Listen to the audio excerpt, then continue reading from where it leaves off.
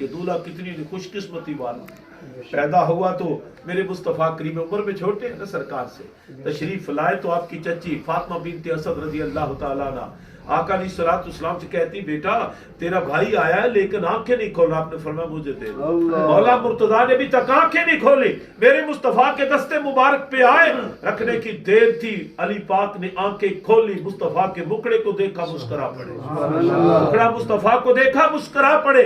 दुनिया को बता दिया ये आंख खुली इसलिए नहीं कि जब खुले तो सामने बद्दुआ मुखड़ा नजर। ग्रामी के फिर मेरे मुस्तफा करीम ने निगाह इंतखाब उठाई तो हजरत अबू तालिब के घर से मौला मुर्तजा को लेकर अपने घर आए।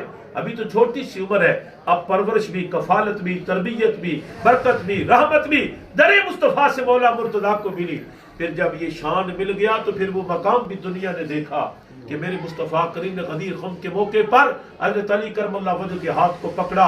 जब मैं गफीर सहाबा का है मिंबर पे मेरे मुस्तफा बैठे हैं, अपने हाथ में हाथ लेकर अल्लाह के रसूल ने बुलंद करके क्या फरमाया?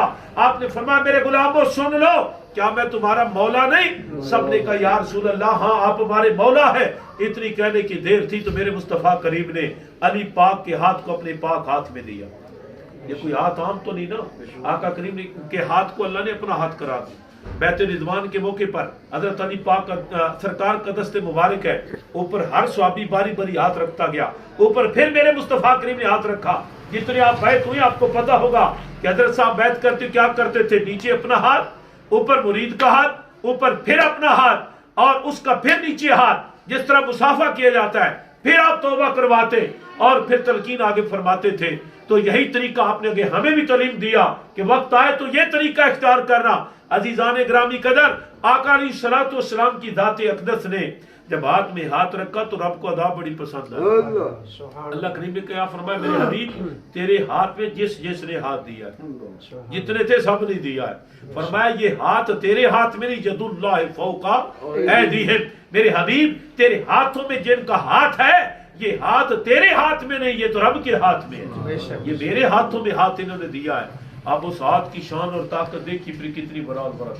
मेरे मुस्तफा करीम इस हाथ को पकड़ा, बुलंद किया, दुनिया को ये भी बताना था दुनिया वालों तुझे क्या खबर है, अली के हाथ में जब जुल्फ़कार हैदरी आती है वो ऐसे नहीं चलती, इस हाथ को पकड़ कर मैंने ताकत वो दे दी है कि अली की तलवार जब भी चलेगी कोई रोक सकता नहीं। हाथ बुलंद किया, बुलंद करके सरकार ने क्या फरमाया मेरी तरफ ध्यान करे, फरमाया मन कुन्तु मौला हो, जिसका मैं मौला, जिसका मैं मौला उसका अली मौला, उसका अली मौला। तेरे करीम आका सल्लल्लाहु अलैहि वसल्लम ने यहाँ तक फरमाया, आपने एक इलाके का गवर्नर बनाकर भेजा तो करीम आका सल्लल्लाहु अलैहि वसल्लम से अर्ज़ की या रसूल अल्लाह मैंने आज तक तो फैसले किए नहीं, मैं तो काजी बना नहीं, मैंने फतवा दिया नहीं।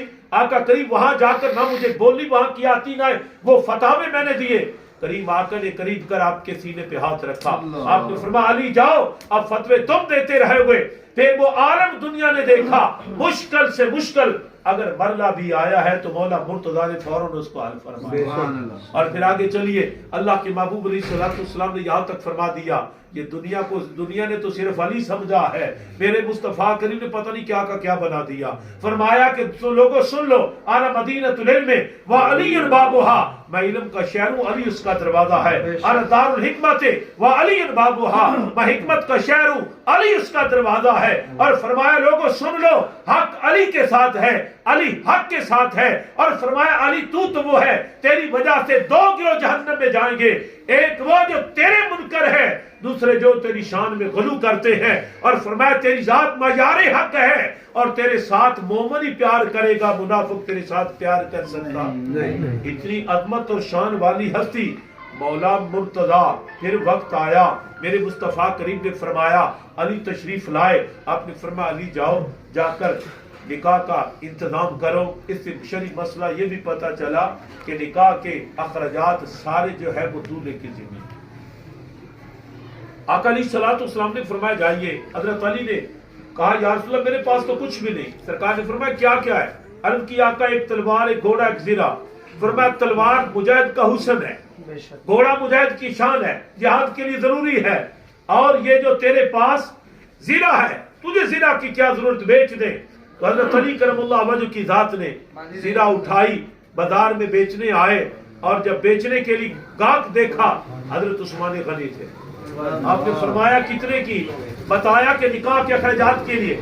آپ نے وہ لے لی, زیرا لے کر آپ نے فرمایا شادی پہ تحفہ بھی دیا جاتا ہے, لہذا میری طرف سے تحفہ بھی قبول کیجئے. اب عزیزان گرامی قدر, جب نکاح کا مرحلہ آتا ہے پھر حضرت ابو طالب کے گھر سے برات چلی ہوگی. یہ مدینہ شریف ہے, یہ شادی مدینہ میں, مکہ میں نہیں, ان کا گھر مکہ میں تھا, لہذا مدینہ شریف آتے ہیں. حضرت ابو طالب کا بیٹا, اللہ اکبر, جعفر طیار کا بھائی, حضرت عقیل کا بھائی, یہ آپ کے بھائیوں کے نام ہیں. حضرت علی کرم اللہ وجہ کی جب برات چلی ہوگی تو برات میں کتنے کتنے شاندار براتی ہوں گے. میں تو کہتا ہوں واللہ فرشتے بھی ناز کرتے ہوئے کہ آج کیسا دولہا ہے. اور پھر دیکھیے کسی کی برات کسی خان کے گھر گئی, کسی کی برات کسی وزیر اعظم کے گھر جاتی ہے, کسی کی برات کسی بہت بڑے افسر کے گھر جاتی ہے. واہ مولا مرتضیٰ تیری شان پہ قربان جاؤں, آپ کی برات گئی تو امام الانبیاء محمد مصطفیٰ کی. لیکن یہاں یہ جملہ چھوڑ دوں تو دوری بات رہ جائے گی, میں ختم بھی کرنے لگا ہوں کہ پھر حضرت مولا مرتضیٰ کی کتنی شان ہے کہ جن کی برات گئی تو میرے مصطفیٰ کے آنگن میں گئی, حضرت عثمان غنی کی گئی تو مصطفیٰ کے گھر میں گئی. لیکن میں کیوں نہ سلامی پیش کروں ابو بکر کی ذات کو اور عمر کی ذات کو کہ جن کے گھر آج دولہا وہ آ رہا ہے جو امام الانبیاء ہے. سبحان اللہ. لہذا سرکار کے گھر جو دولہے بن کر آئے وہ بھی بڑی شان والے, تو جن کے گھر میرے مصطفیٰ کی برات جاتی ہے. آج ابو بکر صدیق کے گھر کا طواف تو فرشتے کر رہے ہیں. فرشتوں سے کوئی پوچھے یہاں کیا ہے, وہ کہیں گے تمہیں کیا خبر, یہ خوش نصیب گھرانہ ہے, اس گھر کے اندر آج نبیوں کے سلطان کی برات آ رہی ہے. عزیزان گرامی قدر, پھر جب یہ نکاح کا معاملہ ہوا تو نکاح کی گواہ کون ہے؟ ابو بکر بھی ہے, عمر بھی ہے, عثمان بھی ہے, طلحہ و زبیر بھی ہے, سعد و سعید بھی ہے. تو لیکن جو بات اصل عرض کرنی تھی, اس پورے سلسلہ میں ناراض نہ ہونا, میں مسئلہ سمجھانا ہے, میں نے پابندی نہیں لگا. مسئلہ کیا ہے کہ یہ جتنا نظام شادی تھا سرکار نے کی یا سرکار کی اولاد کی شادیاں ہوئی, اصحابہ کی, وہاں مہندی کا کوئی ایونٹ نہیں. شرعی مسائل سمجھو, شادی کے اندر ولیمہ لازم ہے, ولیمہ سنت ہے. اللہ کے رسول نے حکم دیا, خود بھی ولیمے کا اہتمام کرو. آپ نے یہاں تک فرمایا کہ ولیمہ کرو چاہے ایک بکری ذبح کرو, کیونکہ وہ آسانی سے ملتی تھی. تو اگر یوں سمجھ لیں آپ کے پاس تھوڑی سی جتنی بھی توفیق ہے, شب عروسی کے بعد ولیمہ سنت ہے. اس سے پہلے جو دیں گے وہ دعوت شادی ہوگی تو ہم. لیکن ولیمہ تب بنتا ہے, یہ شرعی مسئلہ ہے, جب رخصتی ہو جائے, بیوی گھر آ جائے, شب عروسی کے بعد یہ تحدیث نعمت, شکرانہ نعمت کے طور پر سرکار نے ولیمے کا حکم فرمایا. ہمارے یہاں تو عجیب رواج ہے نا, 200-400 بندے کی برات لے جانا, سسرال والوں سے جھگڑا کرنا.